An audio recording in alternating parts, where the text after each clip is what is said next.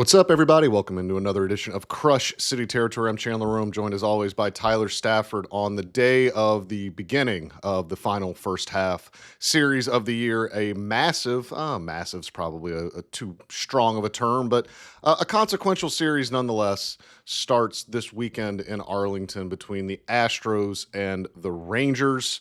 The Rangers currently in first place in the American League West. The Astros just 2 games back. The Rangers are 1 game over 500 and lead this just awful division. Look, I don't think it's like a make or break series here, but you don't want to go up there and get swept.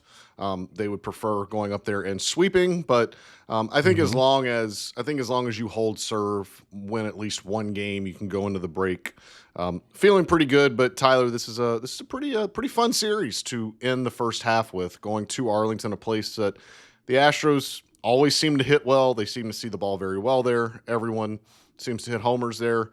They'll have their 2 best starting pitchers going, which I don't know if before the season we would have said that would include Peter Lambert, but here we are. Pretty consequential series to end the first half. Yeah, they should run the sweep play. I'm with you on that. Just do that. Uh, I cannot believe that they're 2 games out of the division with one series. That's insane. I did not think that was going to be possible, but this division is not very good, and the Astros have played well for the last month plus to put themselves in this position. So yeah, I mean, this is. It feels like every series is very important when you start as bad as the Astros did, because each series you've got to make up ground that you've lost already, because you lost series to the Rockies earlier in the year. So every series after that is going to be important to make up ground. But yeah, this will be a fun one.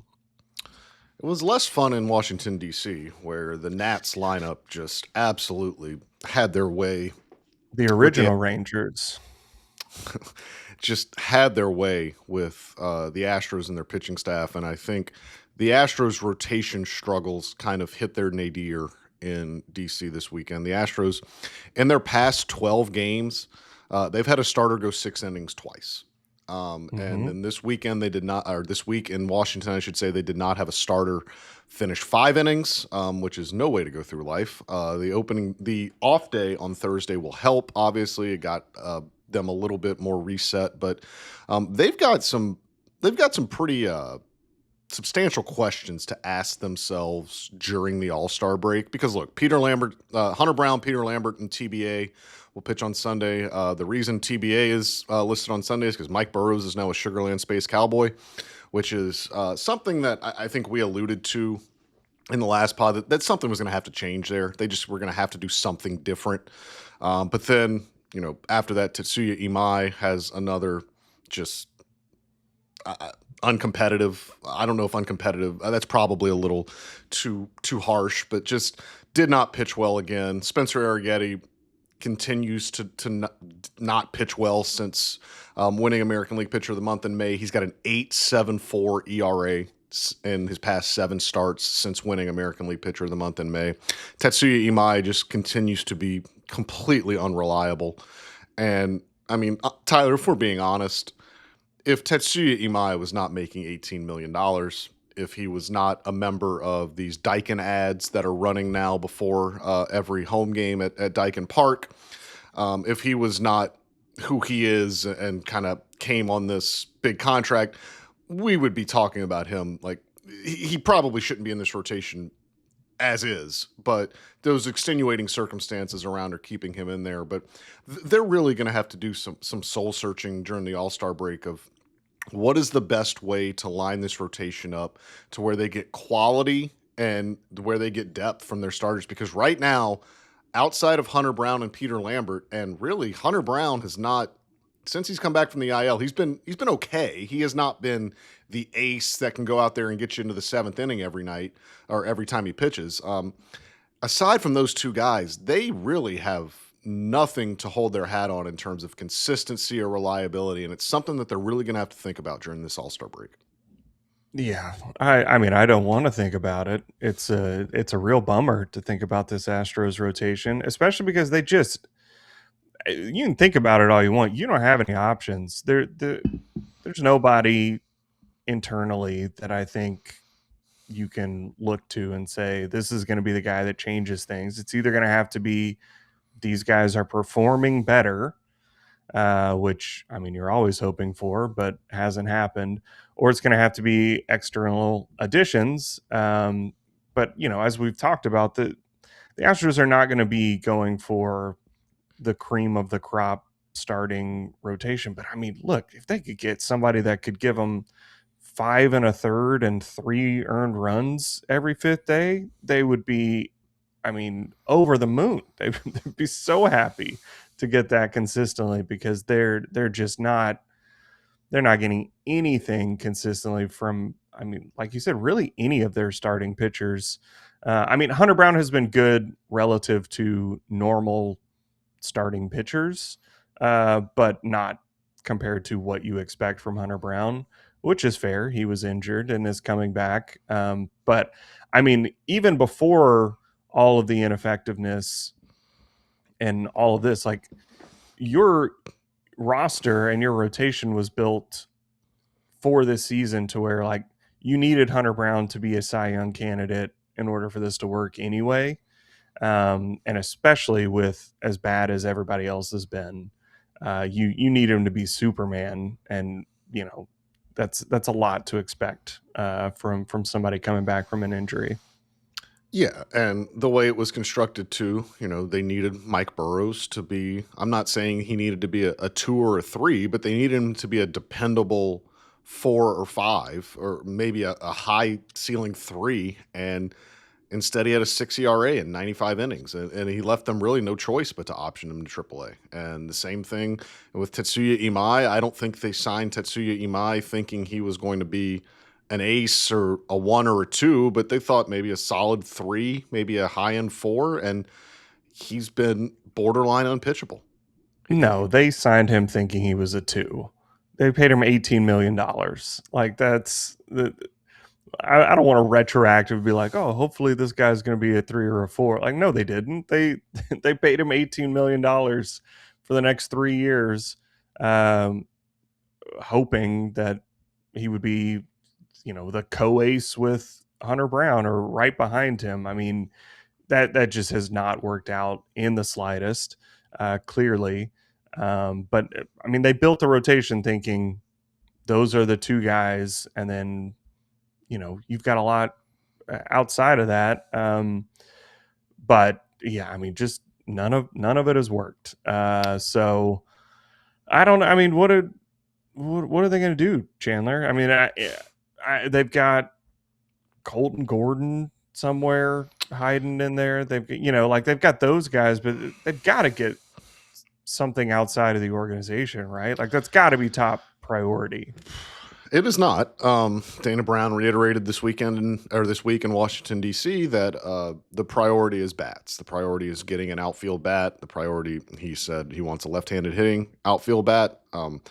I'm kind of more becoming of the opinion that they need just a bat. I don't know that it necessarily has to be left-handed. I think they would prefer that, but I think at this point, like with the inconsistencies that are lineup from 4 down or 5 down in the lineup, like they just need someone. Like I think the balance thing and left-handed, I think that's kind of out the window. I think you go get what you can get. You get the best version.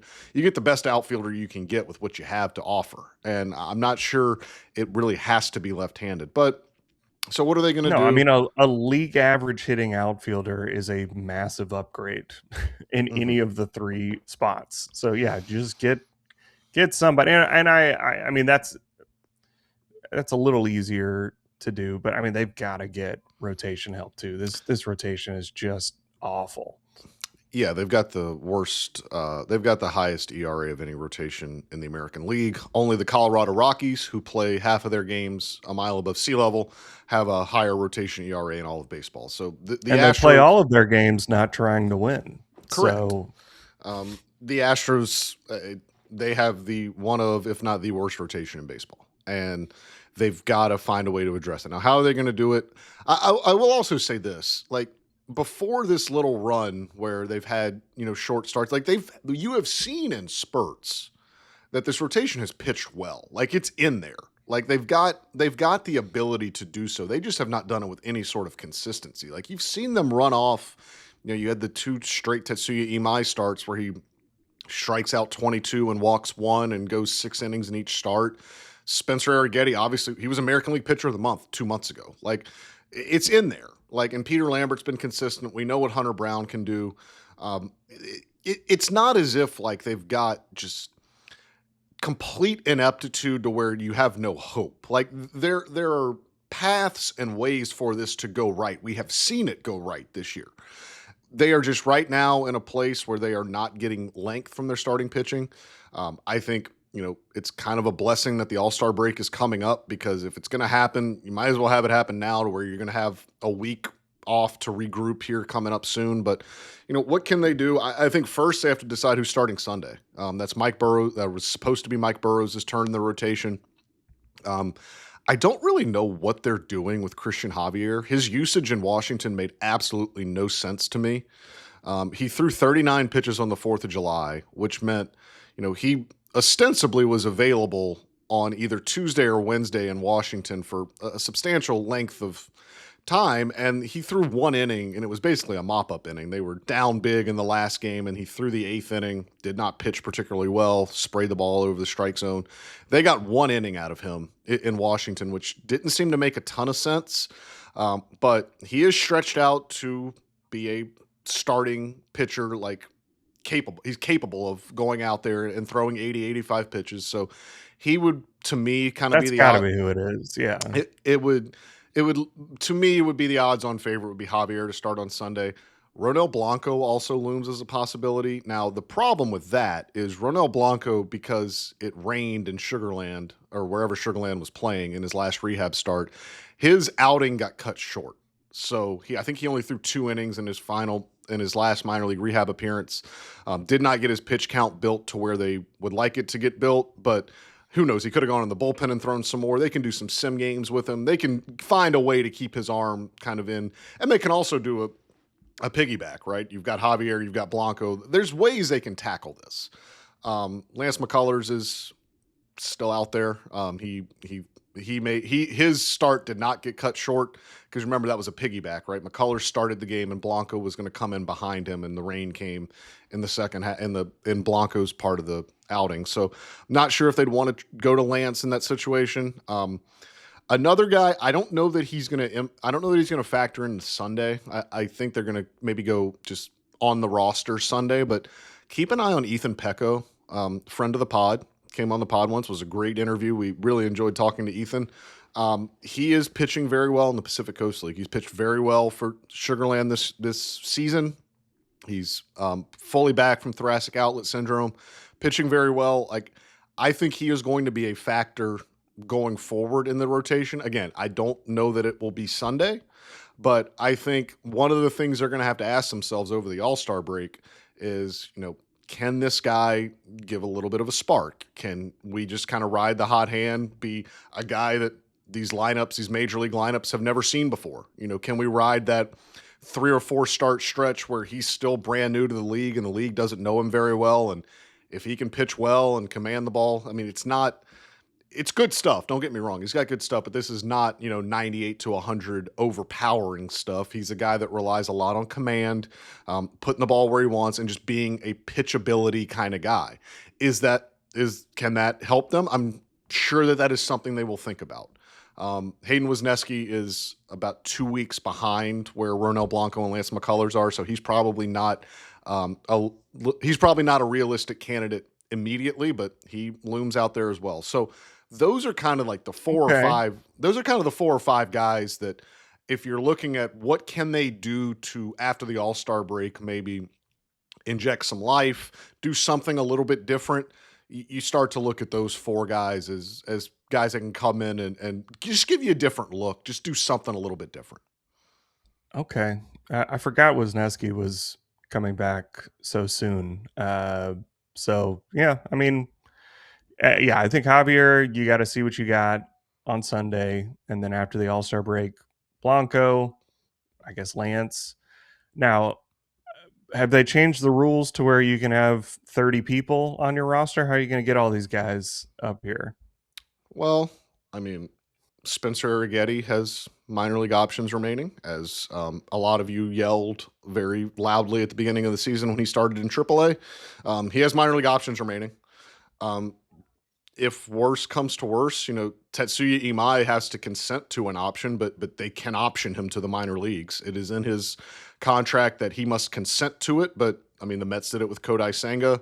I think it was last year they did it with Kodai Senga. Like, I mean, look, if we're being completely honest here, like if we even put Mike Burrows and Tatsuya Imai in the same conversation, like Tatsuya Imai probably deserves a minor league option more than Mike Burrows did, and Mike Burrows is already optioned to the minor leagues. So there's ways they can do it. You know, I'm thinking who's in their bullpen right now. Like Alim Bersanta's got minor league Like there are ways that they can get guys on the roster, but it's going to be interesting roster crunch because as we've talked about with their bullpen, they don't have a ton of roster flexibility in their bullpen. There are three guys in the bullpen with minor league options. Are Santa, AJ Blueball, who he's pitching too well for them to just option him to the minor leagues as part of a roster crunch, and then Brian King, who's your setup man, who's not getting optioned anytime soon.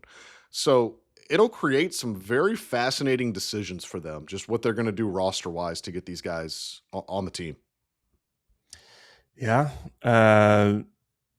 The Sugarland plays at home on July 25th, so that's a perfect time to have Santa back. You can do Christmas in July in Sugarland with Santa. So free promo idea, boys. Feel free to run with that. It's a Saturday night. Apparently they already have a Dino night scheduled, which now that I look at it, featuring roaming dinosaur experience. Join us at the ballpark for a truly Jurassic experience.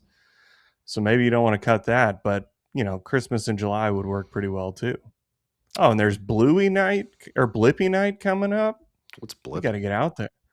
Oh, buddy. Every parent is shaking their head at you right now. You don't want to know Blippy.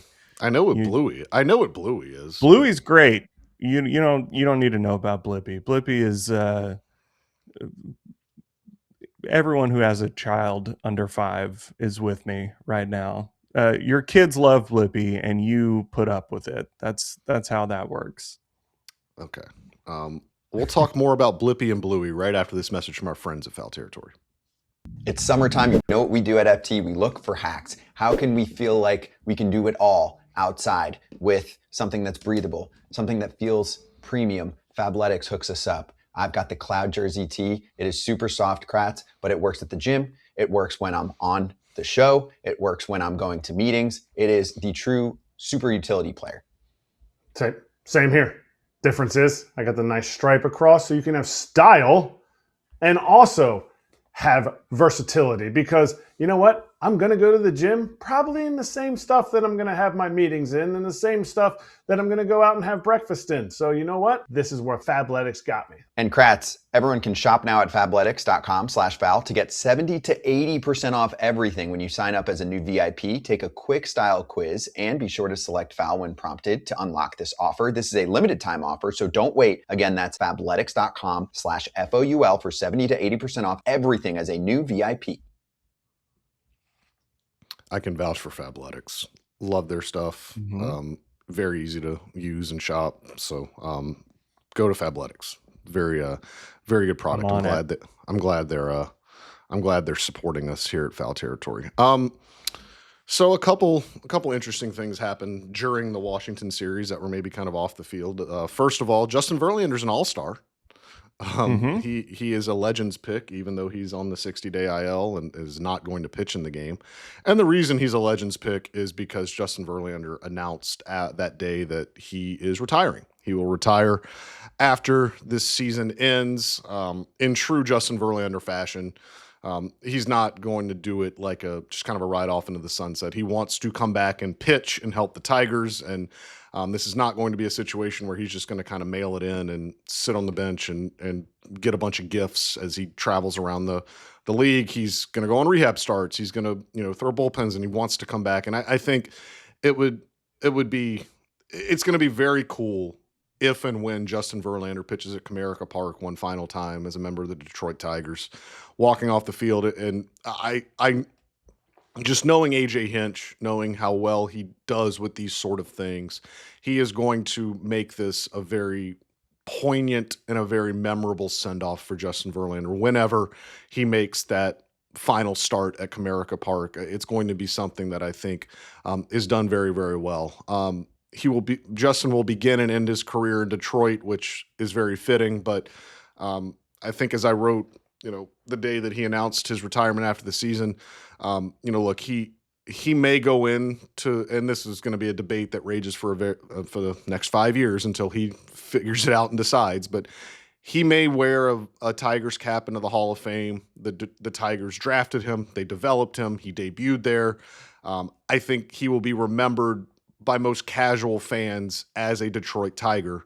But his most legacy-defining years came in Houston. And it's where he cemented himself as a generational talent, right? Because when he was in Detroit, he was a really, really good pitcher that, won the MVP. He was already on the way to the Hall of Fame based off of what he did in Detroit. But when he came to Houston, he established himself as in the Kershaw, Scherzer realm of just one of, if not the greatest pitcher of this generation. That all happened in Houston. He won 2 of his 3 Cy Young Awards. He threw his 3rd career no-hitter, which put him in elite company. He struck out his 3,000th career batter. He got his 200th career win. He had a 300 strikeout season in Houston at age 38, which is incredible.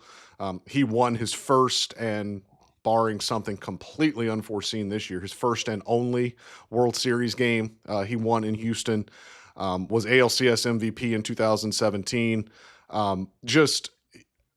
I understand why Detroit Tigers fans believe that he is theirs, and I don't really have any argument for that. But Justin Verlander cemented his legacy in an Astros uniform, and I think that's something that's going to give him a lot of things to consider when Cooperstown asks him, what logo do you want on your cap going into the Hall of Fame?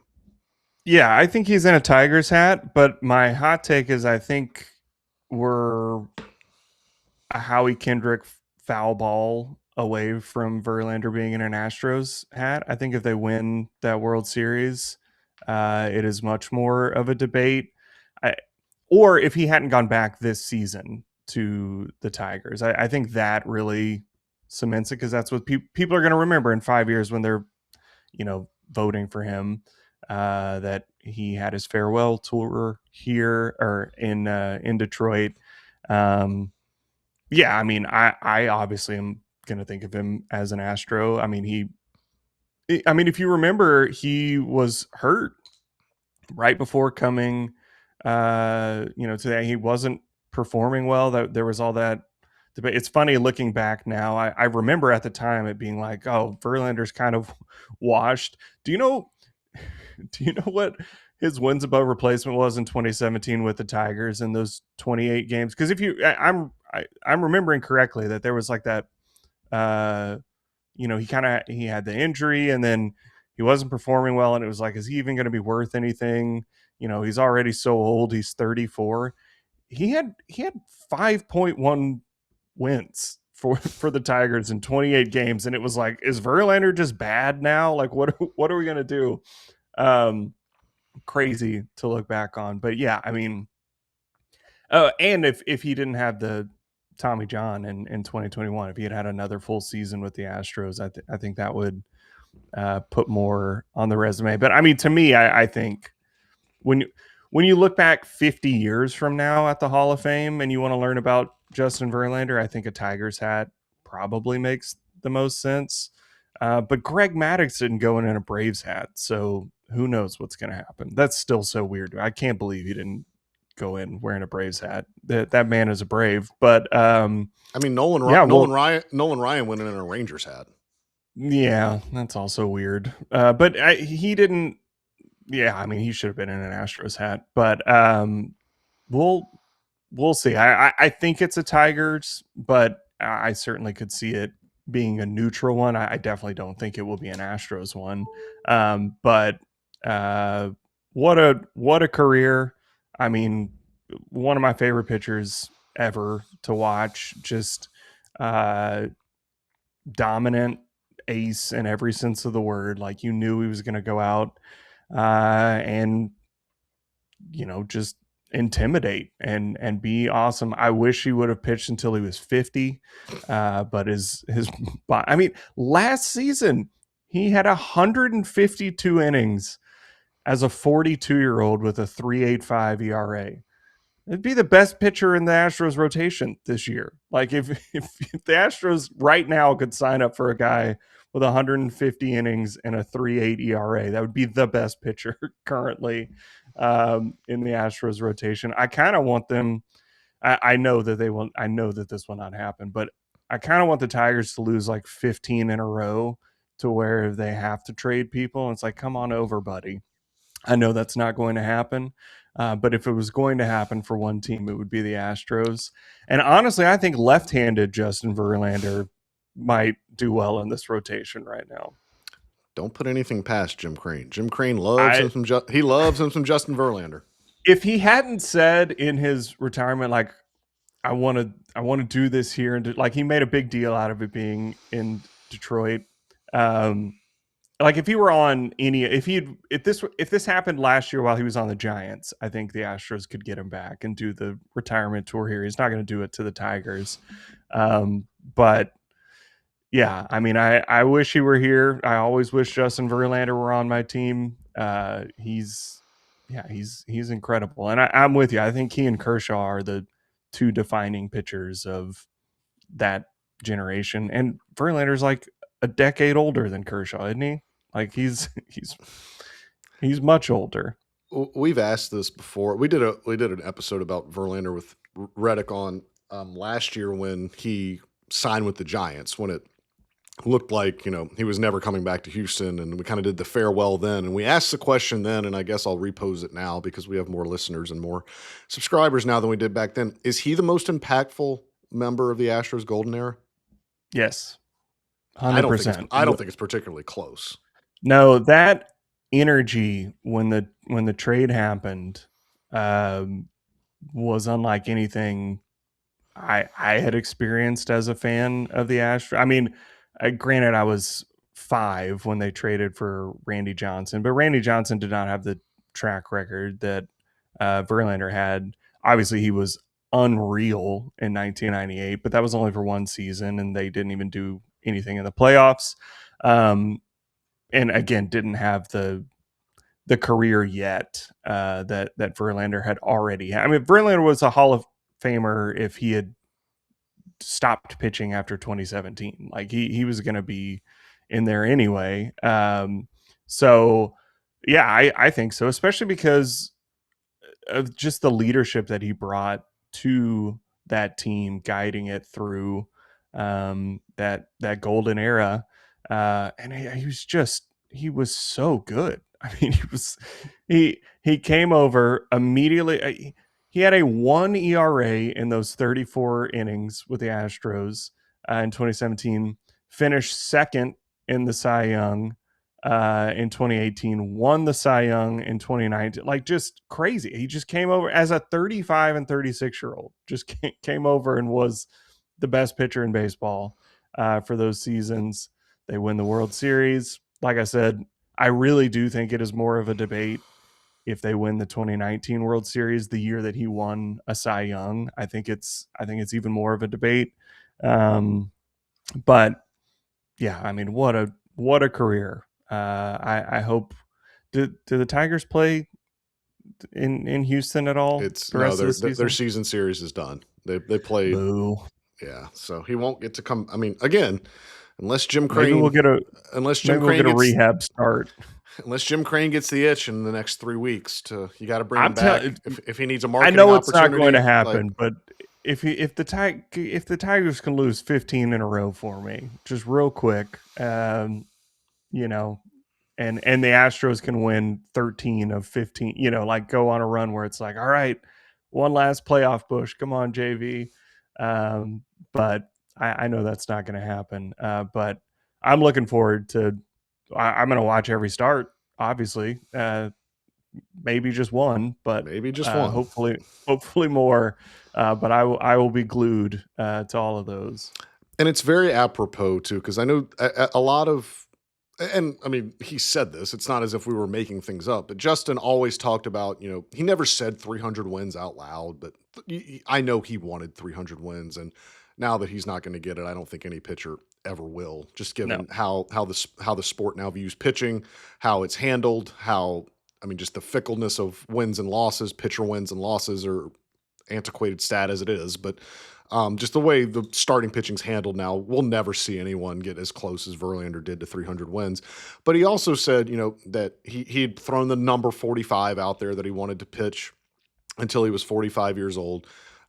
He is currently 43 years and 140 days old, so he'll miss it by 2 years. But the other thing he always said, and when we would bring up like, how much longer do you want to do this, he would always say that, like, I don't want to be, and I'm paraphrasing here, he essentially would say, I don't want to be like just hanging around and disgracing myself on the mound. I don't want to be going out there just to like try to fill a milestone, just to try to not helping the team, just to go out there to try to get to this many strikeouts or this many wins. And I think it was very apropos for him that he just kind of realized that he just can't do this anymore at the level that he expects himself to. Like, could Justin Verlander pitch until he's 45 years old? Probably so. Could he pitch for the next 3 or 4 years and still get big league hitters out? Probably so. But he just realized if he was not hurt, he could. Yeah, that's the problem. Is he's hurt. Yeah, it's just one of these things where I'm glad he kind of realized it before it became one of these sad sights, right? Where a guy, you can just tell that a guy's hanging on just to hang on, and Justin was never going to do that. But it also, for me, just being a guy that watched him up close as he continued to defy aging, as he continued to defy father time, as he came back from Tommy John surgery at that advanced of an age and did what he did in 2022. I just kind of never doubted him, right? I just kind of thought he'd pitch forever, because every time I did doubt him in Houston, every time I was like, oh, it's over. Like there's no chance. He just kept proving me wrong, and he kept proving a lot of people wrong. And you just never knew when it was going to happen, when that was going to stop. You thought it was never going to stop. You thought he was never going to stop defying time and logic and age and reason. But in 2026, he has. And so congratulations to Justin on an excellent career. A first ballot Hall of Famer without a shadow of a doubt. Should maybe be unanimous. I know there's been some talk about unanimity. I don't know if that really matters, but I don't know how a voter could look at what Justin Verlander did and not check him off like the first time he's on the ballot. But I don't know. I guess there's going to be some old cranky guy. There's always somebody that's like, no one deserves to get in unanimous, but there's also going to be a trash can voter too, that won't, but yeah, just a defining a one of the guys, again, when the aliens come in 500 years and they read a history of Major League Baseball, Justin Verlander will be one of the people that you have to know. Like he is a defining pillar of Major League Baseball, and really cool that he was an Astro and was awesome. I anytime I think about Justin Verlander, I think about Nolan Ryan. So I pulled up his Baseball Reference. Age 43 season for the Texas Rangers, Nolan Ryan threw 204 innings, led the league in strikeouts and whip. They don't make them like that. They just they never made him like that. I mean, that's the only one. And, but the thing is, Verlander's close. You thought they made Justin Verlander like that, and it just makes you appreciate. He's 43. It's insane, and it just makes you appreciate Nolan that much more. Like you thought he was your generation's Nolan Ryan, and he was. He was. That's exactly who he was. Yes, but Nolan was just that much better. Well, We'll never see anything like that again, and we may never see anything like Justin Verlander ever again. And Astros fans you say you'll never see anything like that. Nolan Ryan's career WAR 83.6. 27 seasons, which is stupid. That's insane. I can't believe that happened. 83.6 WAR on Baseball Reference. Do you know what Justin Verlander's is in 21 seasons? I think it's like 81 or 82. 82.3. He's exactly the same.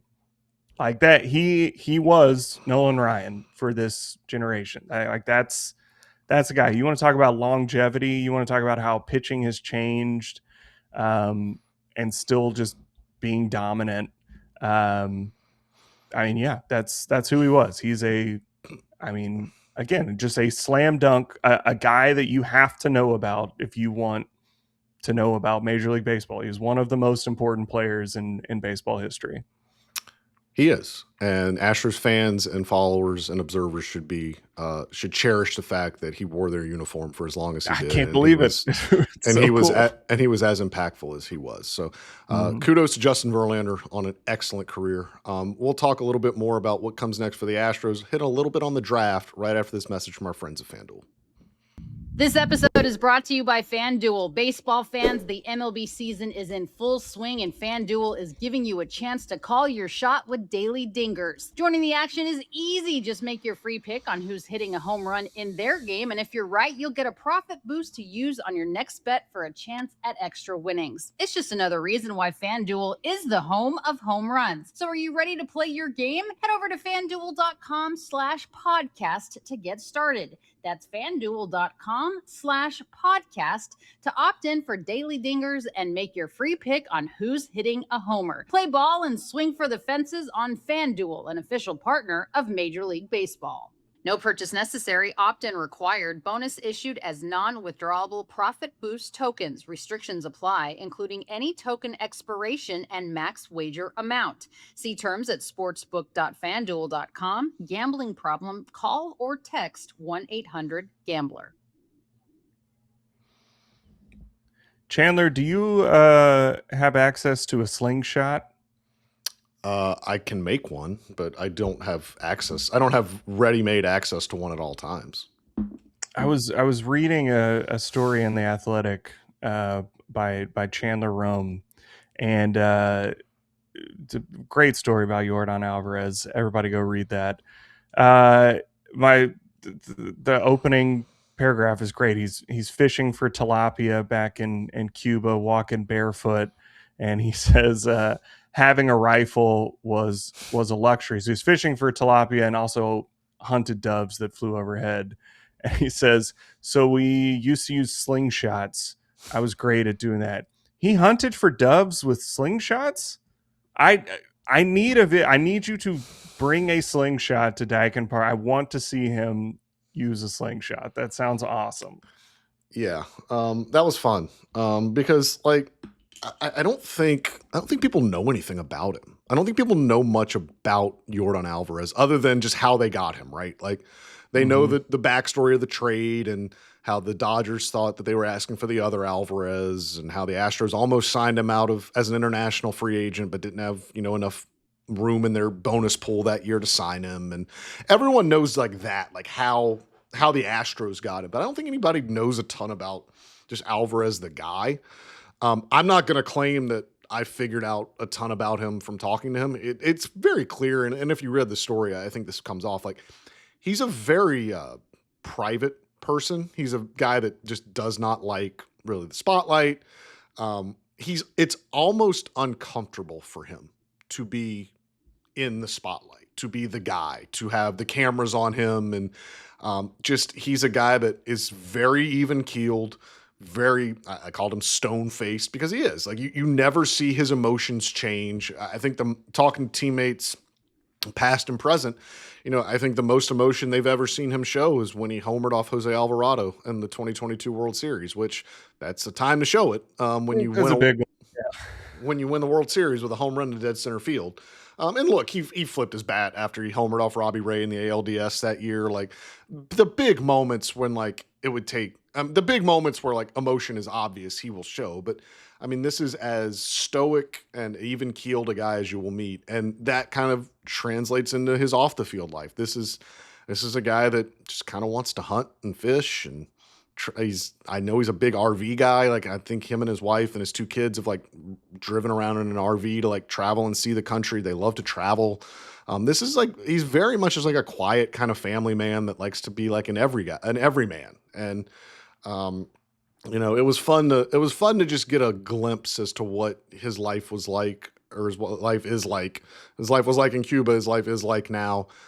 Because he said, he likes to go fish. He likes to hunt. I mean, he goes on some ranches and hunts in Texas. He uses guns now. He doesn't use slingshots anymore. He can afford some guns. That's good. He'll go. He catches amberjack. He's caught a shark once. Like, he's an interesting cat. And I think it was cool to at least get a little bit of a glimpse as to what he's like, because I think that is something that, especially as he's getting more famous, as he's getting more notoriety, and we've talked about it on here sometimes, Tyler, that like he doesn't get the national recognition, and he's getting it now. Like his stats are obviously forcing like people to. Did you talk see the about him. Fox like All-Star bumper? Yeah, All-Star it's him. game bumper. He's on it now. It's him and who's the other American League one? I can't remember. I know Shohei's on it, but it was Yordan on there. Yeah, he's starting to get that recognition, but I mean, he's still. I still think if you asked just a random baseball fan who the best hitter in baseball is, he is not the top name, and I think he should be. I think he's the best hitter in baseball. A couple other fun things in the story. I love just the theme of this year of about once a week, Mauricio Dubon pops up to talk about former Astros teammates. And then I see a highlight like once a week of him doing something fun over in Atlanta. But I enjoyed seeing Dubon pop up in this. And then I also loved the very last line of, we're talking about him fishing for tilapia, and a gentleman named Salmon contributed to this report, which I bet Yordan enjoyed. Will Salmon. Yeah. And I thought so. Yeah. Will Salmon. I hope so. Yeah. The Athletic, he covers the Mets for us at the Athletic, and he sent me a quote from Juan Soto, which I think this kind of demonstrates kind of how revered Yordan is around the league. Juan Soto was asked just a generic like, who are you looking forward to seeing at the All-Star game? Question, and Yordan was the only person he mentioned by name. Like he gave the generic canned like, oh, like I'm happy to see everybody, like, oh, they're all my friends, and then he just goes, but I really want to see Yordan Alvarez and pick his brain and see what he's thinking. And as a lefty for Juan Soto, that's the first person I'd go to. That makes a lot, and they're similar too, where Juan Soto is a great hitter, even if he didn't have power. Like he is a hitter. Just like Yordan. Yordan is a slugger only because he is big and strong, but he is a hitter at heart. If he were 5'8" and 170 pounds, he would be a great hitter too. I think Mike Burrows put it best a couple months ago when he said he's a contact hitter with the most power in the league. That's how Yordan is, and he's always been like that. Like I remember stories I wrote about Yordan Alvarez when he was a rookie. And we were talking to like Ozzo Campo, who was the international guy who's been on the friend of the pod, Ozzo Campo. We talked to Charlie Gonzalez, who was the scout, last year's longtime scouting advisor that like kind of found Yordan. Like it has always been a hit over power with him. Always been known as a hit over power prospect, which is insane. When you look at the number of homers, the length at which they travel, like the prodigious power that he has, this is a hit over power guy. And I mean, his lifetime batting average is almost 300. He's a 299 lifetime hitter. That's insane for a guy of his Can you pull up his Baseball Savant page, please?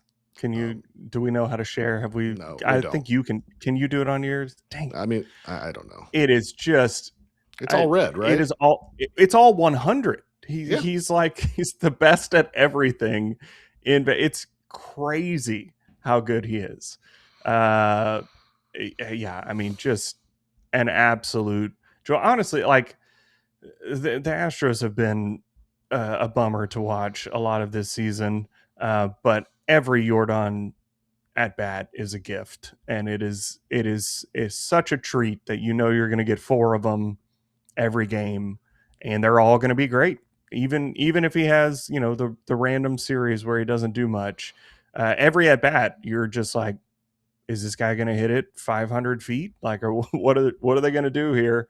Or is he going to hit 118 mile an hour grounder to second base and get out? But you're like, how did he do that? He hit that so hard. Like he hit that one in Washington where, I mean, he hit the hardest ball I've ever seen. It was just a line drive to center field because he hit it so hard that it was just an easy out. But I mean, he's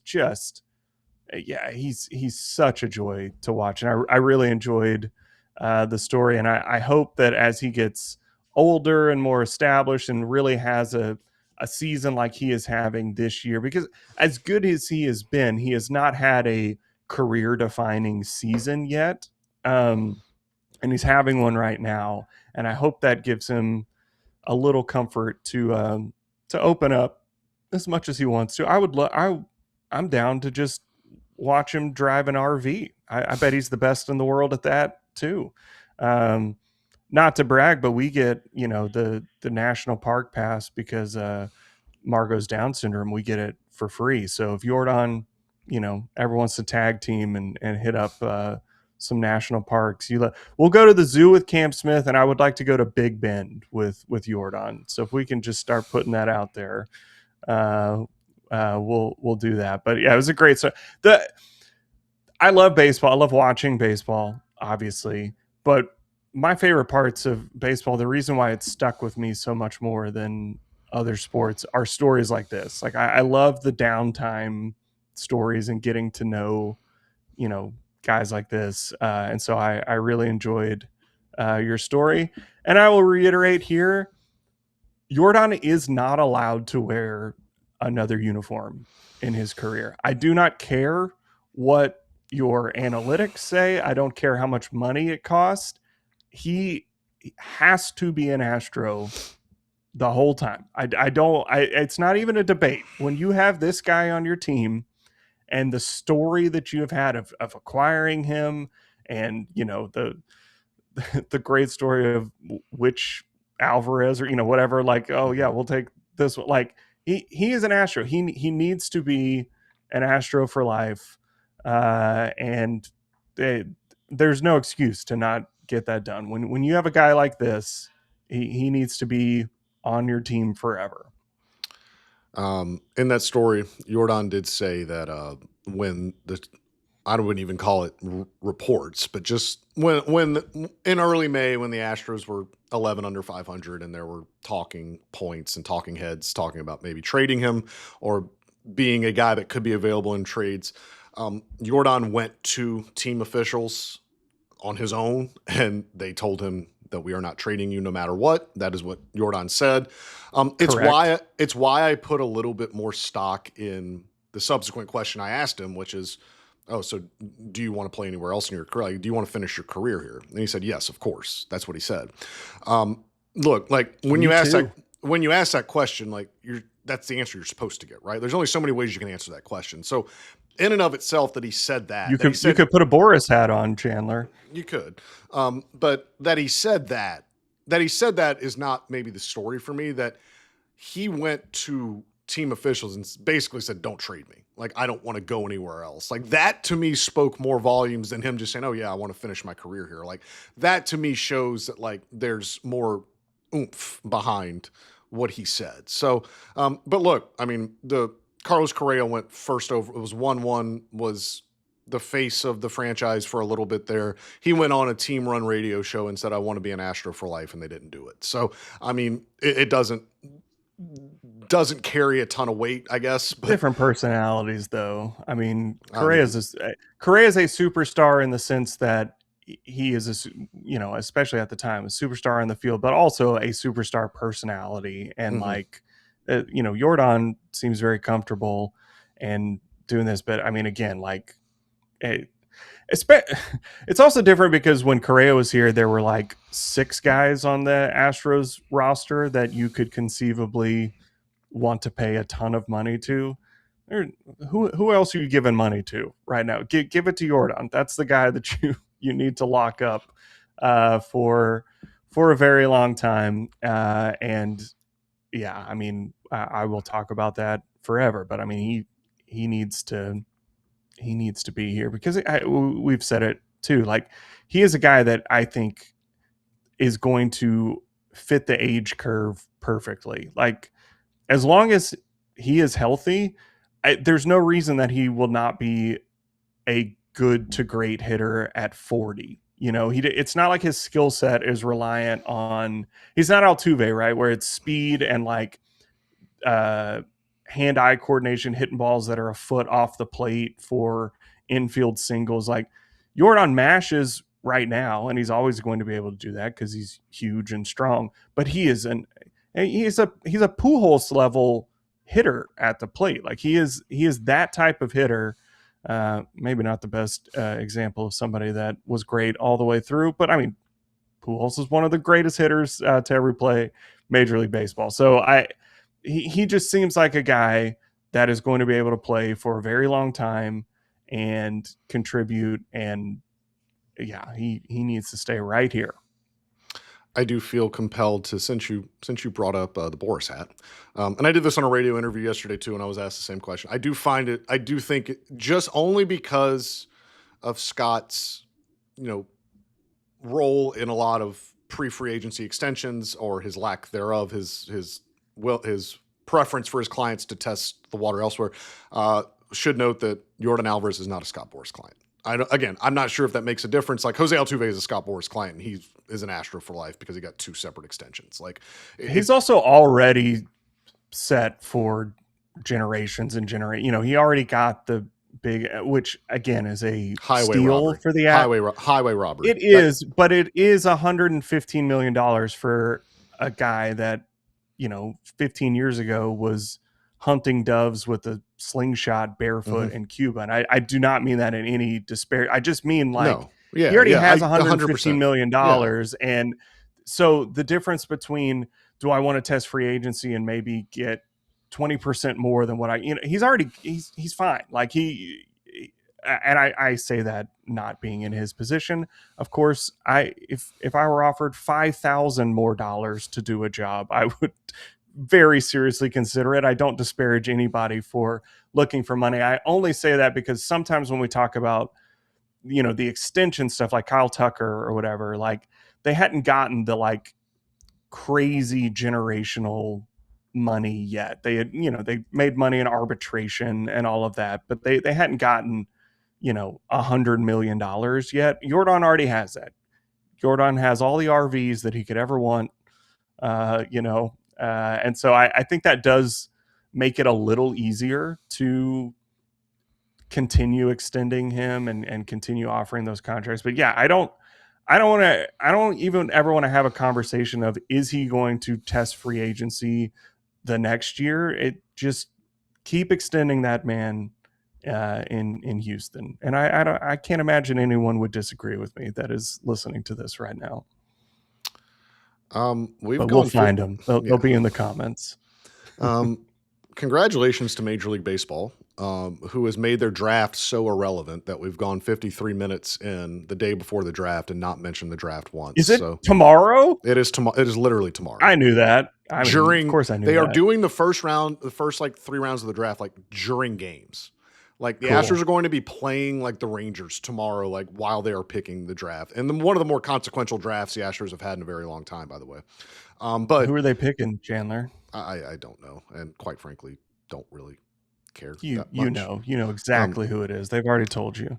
Congratulations to Major League Baseball. They cannot find a way to market or make their draft, usable, or they do a terrible job with their draft. My hot take is good. The draft is not now. It's not a draft that matters for the next the draft 4 or 5 years. Right. Who cares? Yeah, it doesn't matter to me that the MLB draft is not the NBA draft or the NFL draft. When you're going to see these guys like next year, it's different. I get it, but it is still just, it's mind-boggling that they cannot find a way to better market this thing, to make this a more something that I don't think it's a marketing thing. It's just the way that baseball works. I mean, we're talking about. I do think in the next 10 years it becomes a little more consequential, just because of how many guys are correctly recognizing, unless I am a top 5 pick, I should go to college. And then you're a little closer to being, then you're a Cam Smith, right? Where you're drafted and then the next year, you're in the majors.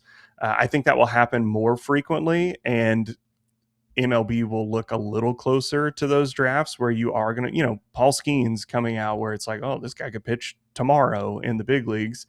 And turns out he could. He's quite good. So I think that happens a little bit more. But I mean, even still, like the top 6 prospects, 3 of them are high school players, 3 of them are college guys. But I think once you start getting to where it is primarily really, really good college players, and as the college game grows, which I think the college game is growing very fast. I think people are really getting into college baseball because so many good players are going there now, and the development is much better.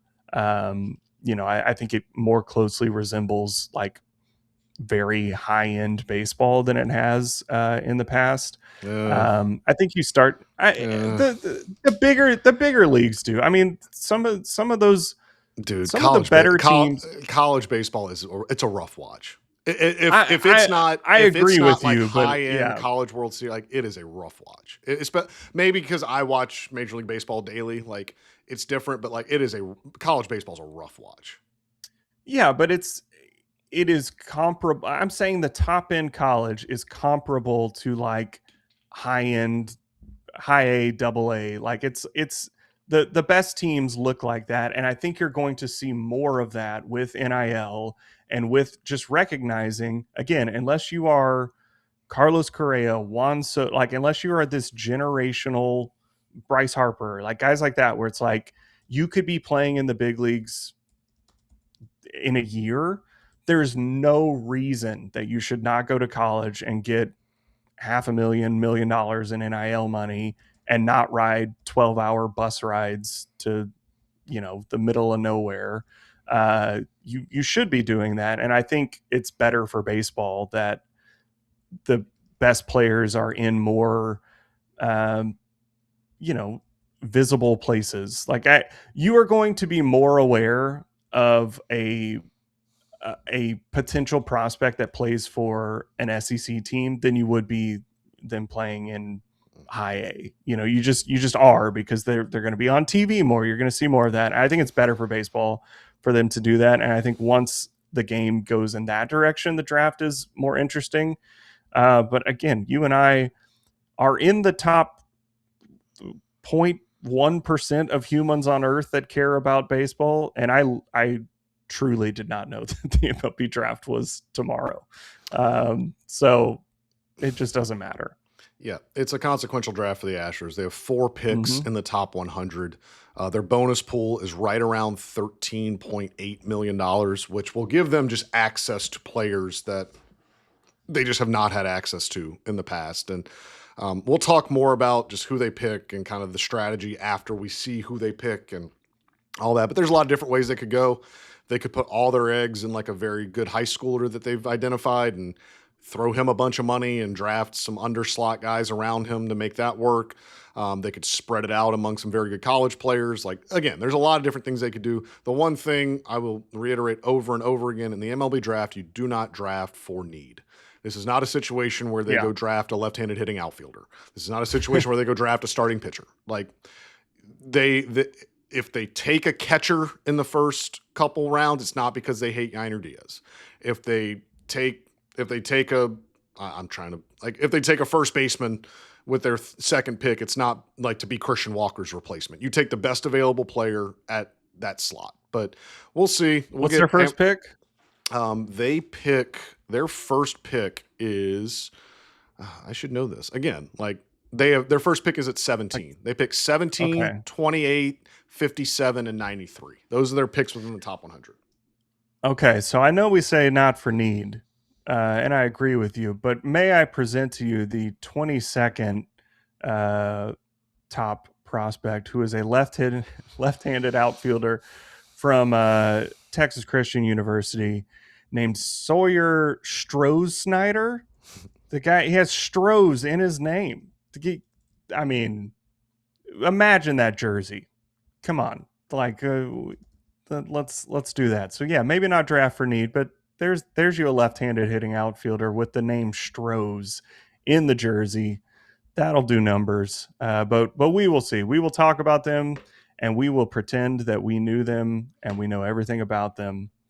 On the next episode. We'll have friend of the pod. We'll have actual people on. We'll have friend of the pod, Cam Pendino, the Astros amateur scouting director, come on and give us a breakdown of everyone they draft this weekend. The Astros will play the Rangers this weekend. Again, consequential series before the break. We'll talk about all that on the next episode, which will be Sunday night. But until then, you can follow me on X at Chandler_room. You can follow Tyler at Tyler C. Stafford. Please rate and review us on Apple and Spotify. Please like the YouTube page, subscribe to the YouTube channel, and like the video so you can get notified anytime we post a new podcast. We'll be back, like I said, on Sunday to wrap up the first half of a very roller coaster-y Astros season and talk about the draft a little bit. But until then, we will talk to you soon. Thanks for listening. Bye.